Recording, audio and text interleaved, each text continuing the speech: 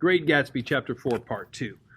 Roaring noon in a well-fanned 42nd Street cellar, I met Gatsby for lunch. Blinking away the brightness of the street outside, my eyes picked him out obscurely in the anteroom, talking to another man. "Mr. Carraway, this is my friend Mr. Woolshine." A small, flat-nosed Jew raised his large head and regarded me with two fine growths of hair which luxuriated in either nostril. After a moment I discovered his tiny eyes in the half-darkness. "So I took one look at him," said Mr. Wolfsheim, shaking my hand earnestly. "And what do you think I did?" "What?" I inquired politely. But evidently he was not addressing me, for he dropped my hand and covered Gatsby with his expressive nose. "I handed the money to Katzba and I said, 'All right, Katzba, don't pay him a penny till he shuts his mouth.' He shut it then and there." Gatsby took an arm of each of us and moved forward into the restaurant, whereupon Mr. Wolfsheim swallowed a new sentence he was starting and lapsed into a somnambulatory abstraction. "Highballs?" asked the head waiter. "This is a nice restaurant here," said Mr. Wolfsheim, looking at the Presbyterian nymphs in the ceiling. "But I like to cross the street better." "Yes, highballs," agreed Gatsby, and then to Mr. Wolfsheim, "It's too hot over there." "Hot and small, yes," said Mr. Wolfsheim, "but full of memories." "What place is that?" I asked. "The old Metropole."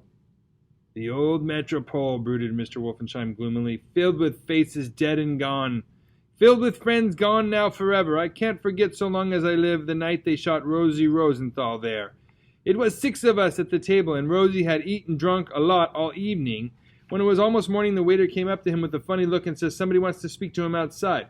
'All right,' says Rosie, and begins to get up, and I pull him down in his chair. 'Let the bastards come in here if they want you, Rosie, but don't you, so help me, move outside to this room.' It was 4 o'clock in the morning then, and if we'd raised the blinds, we'd have seen daylight." "Did he go?" I asked innocently. "Sure he went." Mr. Wolfsheim's nose flashed at me indignantly. "He turned around in the door and says, 'Don't let that water take away my coffee.' And then he went out on the sidewalk, and they shot him 3 times in his full belly and drove away." "4 of them were electrocuted," I said, remembering. 5 with Becker." His nostrils turned to me in an interested way. "I understand you're looking for a business connection." The juxtaposition of these 2 remarks was startling. Gatsby answered for me. "Oh no," he exclaimed, "this isn't the man." "No?" Mr. Wolfsheim seemed disappointed. "This is just a friend. I told you we'd talk about that some other time." "I beg your pardon," said Mr. Wolfsheim. "I had a wrong man." A succulent hash arrived, and Mr. Wolfsheim, forgetting the more sentimental atmosphere of the old Metropole, began to eat with ferocious delicacy. His eyes, meanwhile, roved very slowly all around the room. He completed the arc by turning to inspect the people directly behind. I think that, except for my presence, he would have taken one short glance beneath our own table. "Look here, old sport," said Gatsby, leaning toward me. "I'm afraid I made you a little angry this morning in the car." There was a smile again, but this time I held out against it. "I don't like mysteries," I answered, "and I don't understand why you won't come out frankly and tell me what you want. Why has it all got to come through Miss Baker?" "Oh, it's nothing underhanded," he assured me. "Miss Baker's a great sportswoman, you know, and she'd never do anything that wasn't all right." Suddenly he looked at his watch, jumped up, and hurried from the room, leaving me with Mr. Wolfsheim at the table. He has to telephone," said Mr. Wolfsheim, following him with his eyes. "Fine fellow, isn't he? Handsome to look at and a perfect gentleman." "Yes." "He's an Oxford man." "Oh, he went to Oxford College in England. You know Oxford College?" "I've heard of it. It's one of the most famous colleges in the world." "Have you known Gatsby for a long time?" I inquired. "Several years," he answered in a gratified way. "I made the pleasure of his acquaintance just after the war, but I knew I had discovered a man of fine breeding after I talked with him an hour. I said to myself, 'This is the kind of man you'd like to take home and introduce to your mother and sister.'" He paused. "I see you're looking at my cuff buttons." I hadn't been looking at them, but I did now. They were composed of oddly familiar pieces of ivory. "Fine specimens of human molars," he informed me. "Well," I inspected him, "that's a very interesting idea." "Yeah." He flipped his sleeves up under his coat. "Yeah, Gatsby's very careful about women. He would never so much as look at a friend's wife." When the subject of his instinctive trust returned to the table and sat down, Mr. Wolfsheim drank his coffee with a jerk and got to his feet. "I have enjoyed my lunch," he said, "and I'm going to run off from you 2 young men before I outstay my welcome." "Don't hurry, Meyer," said Gatsby without enthusiasm. Mr. Wolfsheim raised his hand in sort of a benediction. "You're very polite, but I belong to another generation," he announced solemnly. "You sit here and discuss your sports and your young ladies and your—" He supplied an imaginary noun with another wave of his hand. As for me, I'm 50 years old, and I won't impose myself on you any longer. As he shook hands and turned away, his tragic nose was trembling. I wondered if I had said anything to offend him. He becomes very sentimental sometimes, explained Gatsby. This is one of his sentimental days. He's quite a character around New York, and denizen of Broadway. Who is he, anyhow? An actor? No. A dentist? Meyer Wolfsheim. No, he's a gambler. Gatsby hesitated, then added coolly. He's the man who fixed the World Series back in 1919. Fixed the World Series? I repeated. The idea staggered me. I remembered, of course, that the World Series had been fixed in 1919, but if I had thought of it at all, I would have thought of it as something that merely happened, the end of some inevitable chain. It never occurred to me that one man could start to play with the faith of 50 million people with the single-mindedness of a burglar blowing a safe. How did he happen to do that? I asked after a minute. He just saw the opportunity. Why isn't he in jail? They can't get him, old sport. He's a smart man. I insisted on paying the check. As the waiter brought my change, I caught sight of Tom Buchanan across the crowded room. Come along with me for a minute, I said. I've got to say hello to someone. When he saw us, Tom jumped up and took half a dozen steps in our direction. Where have you been? He demanded eagerly. Daisy's furious because you haven't called up. This is Mr. Gatsby, Mr. Buchanan. They shook hands briefly, and a strained, unfamiliar look of embarrassment came over Gatsby's face. How have you been anyhow? Demanded Tom of me. How'd you happen to come up this far to eat? I've been having lunch with Mr. Gatsby. I turned toward Mr. Gatsby, but he was no longer there. One October day in 1917, said Jordan Baker that afternoon, sitting up very straight on a straight chair in the tea garden at the Plaza Hotel, I was walking along from one place to another, half on the sidewalks and half on the lawns. I was happier on the lawns because I had on shoes from England with rubber knobs on the soles that bit into the soft ground. I had on a new plaid skirt also that blew a little in the wind, and whenever this happened, the red, white, and blue banners in front of all the houses stretched out stiff and said tut tut tut in a disapproving way. The largest of the banners and the largest of the lawns belonged to Daisy Faye's house. She was just 18, 2 years older than me, and by far the most popular of all the young girls in Louisville. She dressed in white and had a little white roadster, and all day long the telephone rang in her house, and excited young officers from Camp Taylor demanded the privilege of monopolizing her that night. Anyways, for an hour. When I came opposite her house that morning, her white roadster was beside the curb, and she was sitting in it with a lieutenant I had never seen before. They were so engrossed in each other that she didn't see me until I was 5 feet away. Hello, Jordan, she called unexpectedly. Please come here.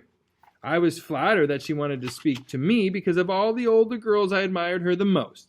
She asked me if I was going to the Red Cross and make bandages. I was. Well, then, would I tell them that she couldn't come that day? The officer looked at Daisy while she was speaking in a way that every young girl wants to be looked at some time, and because it seemed romantic to me, I have remembered the incident ever since. His name was J. Gatsby, and I didn't lay eyes on him again for over 4 years. Even after I'd met him on Long Island, I didn't realize it was the same man. That was 1917. By the next year, I had a few beaux myself, and I began to play in tournaments, so I didn't see Daisy very often. She went with a slightly older crowd when she went with anyone at all. Wild rumors were circulating about her, how her mother had found her packing her bag one winter night to go to New York and say goodbye to a soldier who was going overseas. She was effectually prevented, but she wasn't on speaking terms with her family for several weeks. After that, she didn't play around with the soldiers anymore, but only with a few flat-footed, short-sighted young men in town who couldn't get into the army at all. By the next autumn, she was gay again, gay as ever. She had a debut at the Armistice, and in February, she was presumably engaged to a man from New Orleans. In June, she married Tom Buchanan of Chicago with more pomp and circumstance than Louisville ever knew before.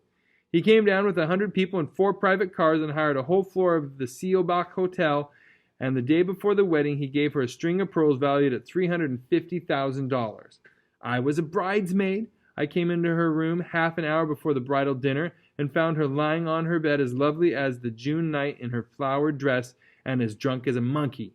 She had a bottle of Sauternes in one hand and a letter in the other. "Congratulate me," she muttered. "Never had a drink before, but oh, how I do enjoy it." "What's the matter, Daisy?" I was scared, I can tell you. I'd never seen a girl like that before. "Here, dearest." She groped around in a wastebasket she had with her on the bed and pulled out the string of pearls. "Take 'em downstairs and give 'em back to whoever they belong to. Tell 'em Daisy's changed her mind. Say, Daisy, change her mind. She began to cry. She cried and cried. I rushed out and found her mother's maid, and we locked the door and got her into a cold bath. She wouldn't let go of the letter. She took it into the tub with her and squeezed it up into a wet ball, and only let me leave it in the soap dish when she saw that it was coming to pieces like snow. But she didn't say another word. We gave her spirits of ammonia and put ice on her forehead and hooked her back into her dress, and half an hour later, when we walked out of the room, the pearls were around her neck and the incident was over. Next day at 5 o'clock, she married Tom Buchanan without so much as a shiver and started off on a 3-month trip to the South Seas. I saw them in Santa Barbara when they came back, and I thought I'd never seen a girl so mad about her husband. If he left the room for a minute, she'd look around uneasily and say, "Where's Tom gone?" and wear the most abstracted expression until she saw him coming in the door. She used to sit on the sand with his head in her lap by the hour, rubbing her fingers over his eyes and looking at him with unfathomable delight. It was touching to see them together. It made you laugh in a hushed, fascinated way. That was in August. A week after I left Santa Barbara, Tom ran into a wagon on the Ventura Road one night and ripped a front wheel off his car.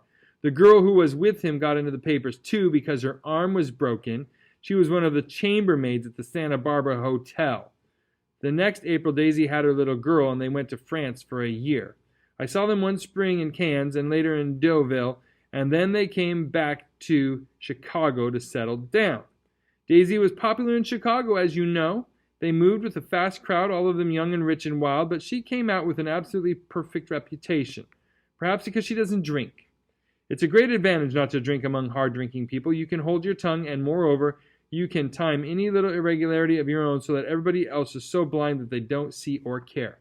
Perhaps Daisy never went in for amour at all, and yet there's something in that voice of hers. Well, about 6 weeks ago, she heard the name Gatsby for the first time in years.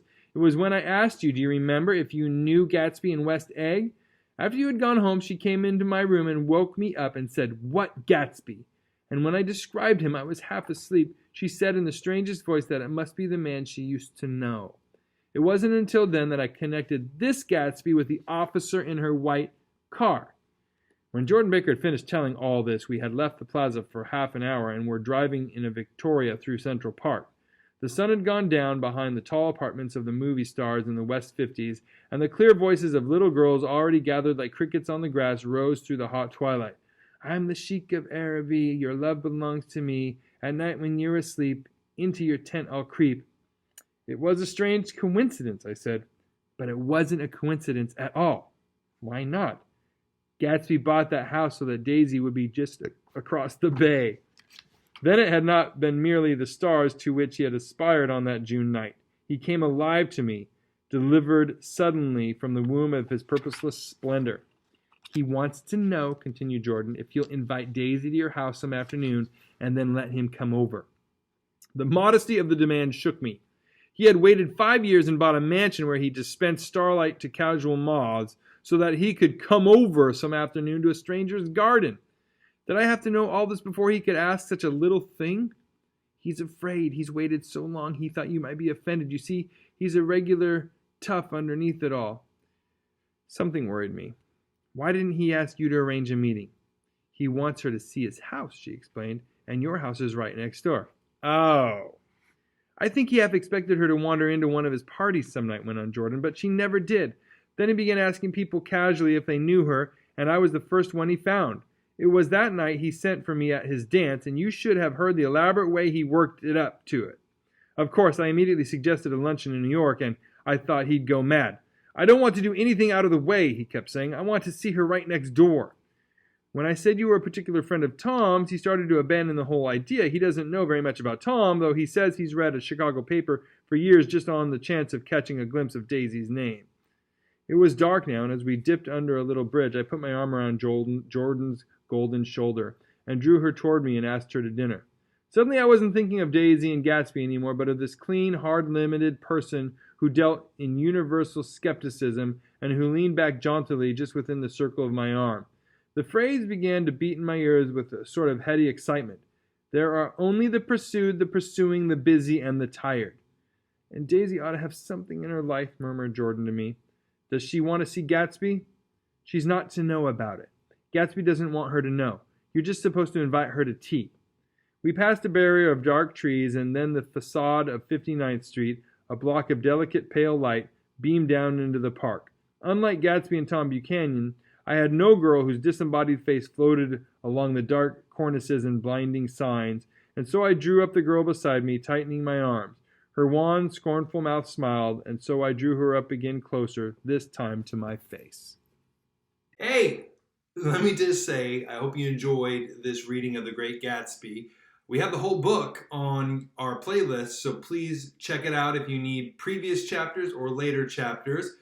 You can find that playlist right here. Also, we do gaming and other things. You can check out these playlists for some of those interesting and maybe even a little amusing videos that we have. And above all, we would love it if you could subscribe to the channel. Help us out and have a good one.